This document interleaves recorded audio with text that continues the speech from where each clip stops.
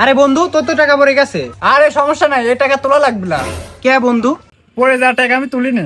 বা তুই তো অনেক বড় লোক রে। আরে এরকম তো হয়ে থাকে, বাদ দে। ও তাহলে এই ব্যাপার। দোস্ত অনেকদিন ধরে রেস্টুরেন্টে খাইতে যাইনি, চল আজকে খাইতে যাই। হ্যাঁ তুই ঠিক কইছিস, চল আজ খাইতে যাই। তুই দাঁড়া, আমি আব্বা 3 টাকা নেই। আচ্ছা ঠিক আছে। और अभी तो रुको।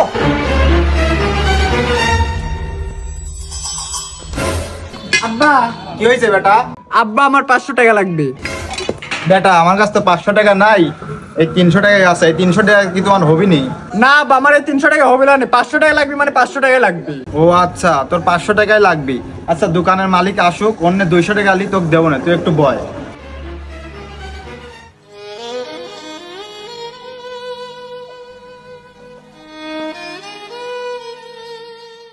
কে রে তুই কাজই করিস একটা? আরে একটা কাজ করতে এত সময় লাগে? এ ভালো করে কাজ কর।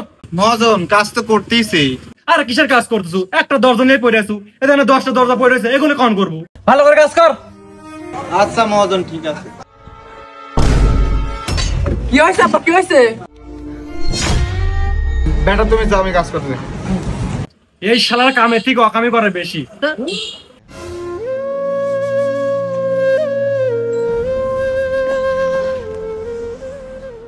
মহাজন আমার 200 টাকা লাগবে, খুবই দরকার।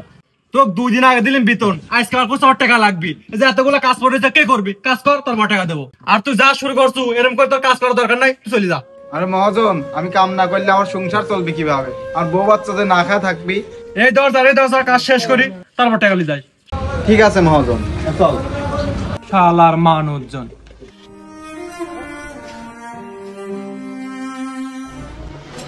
মহাজন সব কাজই তো শেষ করছেন, আমার 200 টাকাটা তো দেন।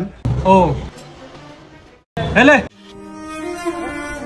আর শোন, বেতন ছাড়া বাড়তে টাকা চল চাস, আমার দোকান তুই বাড়া যাস। মহাজন আমার ছেলের 200 টাকার খুবই দরকার ছিল, ওই জন্য আপনার থেকে এইভাবে চাইছি। এই ধরো বেটা, আমার কাছে আসলো 300 আর মহাজনের কাছ থেকে লিখছি 200। এই টাকা দিয়ে কি তোমার হবি নি? আব্বা আমার এই টাকা লাগবে না।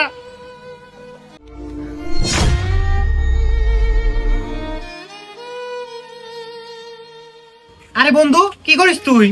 আরে ভাই, এই টাকার মর্ম আমি এতদিন বুঝি নাই, কিন্তু আজকে আমার বাপেক দেখছি এই 500 টাকার জন্য কত কষ্ট করে, অথচ এই টাকার মূল্য আমি কোনোদিনও দেইনি। বাপের টাকার আমি কোনোদিনও নষ্ট করবো না। থাক ভাই, আমি যাই।